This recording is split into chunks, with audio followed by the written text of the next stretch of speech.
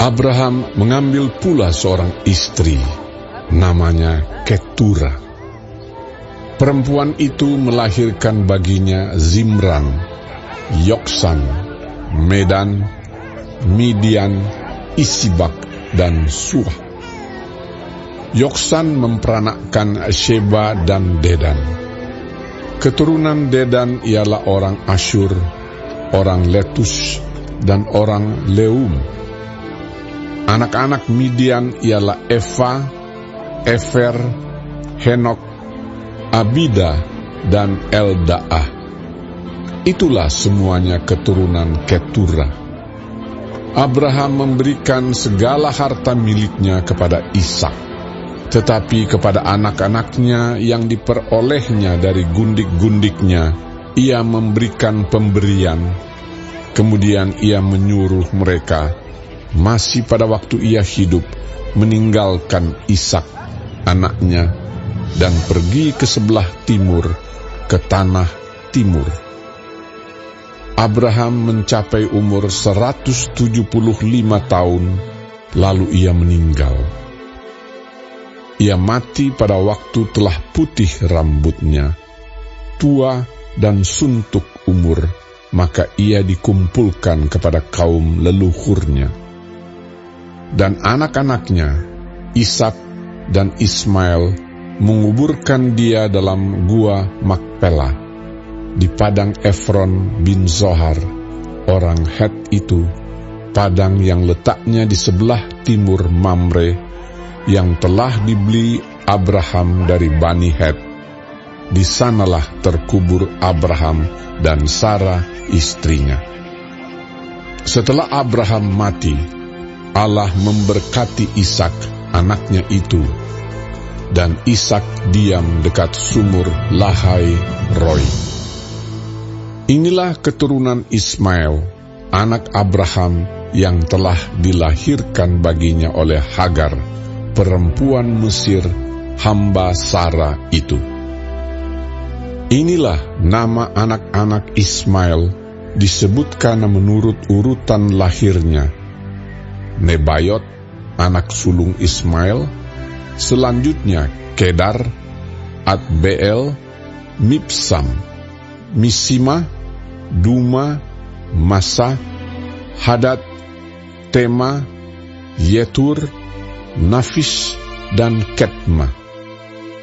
Itulah anak-anak Ismail, dan itulah nama-nama mereka menurut kampung mereka dan menurut perkemahan mereka, 12 orang raja, masing-masing dengan sukunya. Umur Ismail ialah 137 tahun. Sesudah itu ia meninggal. Ia mati dan dikumpulkan kepada kaum leluhurnya. Mereka itu mendiami daerah dari Havila sampai Syur, yang letaknya di sebelah timur Mesir ke arah Asyur. Mereka menetap berhadapan dengan semua saudara mereka. Inilah riwayat keturunan Ishak, anak Abraham. Abraham memperanakkan Ishak, dan Ishak berumur 40 tahun ketika Ribka, anak Betuel, orang Aram dari Padan Aram, saudara perempuan Laban, orang Aram itu, diambilnya menjadi istrinya.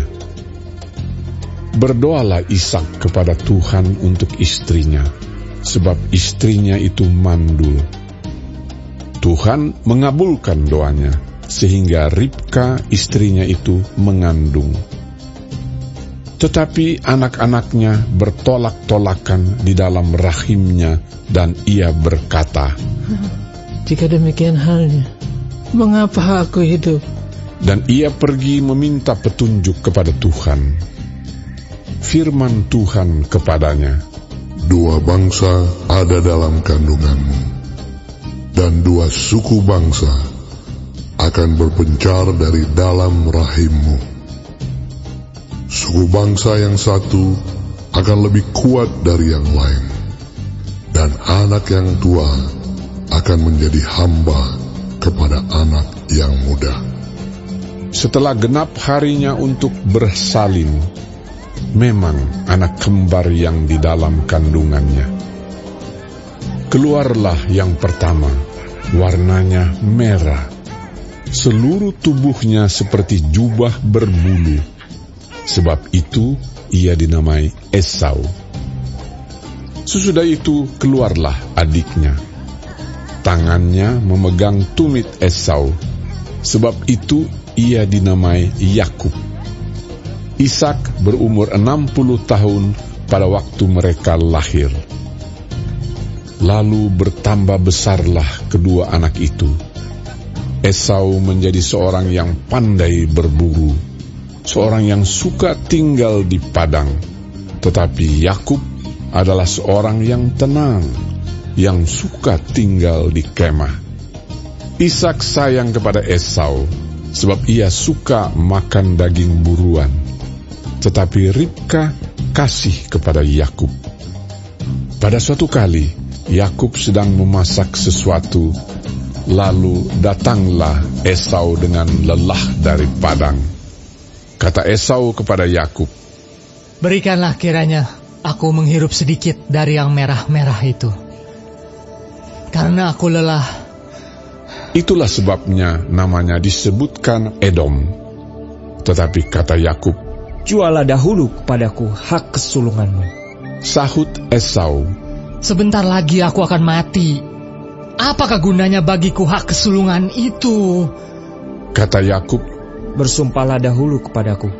maka bersumpahlah ia kepada Yakub, dan dijualnyalah hak kesulungannya kepadanya.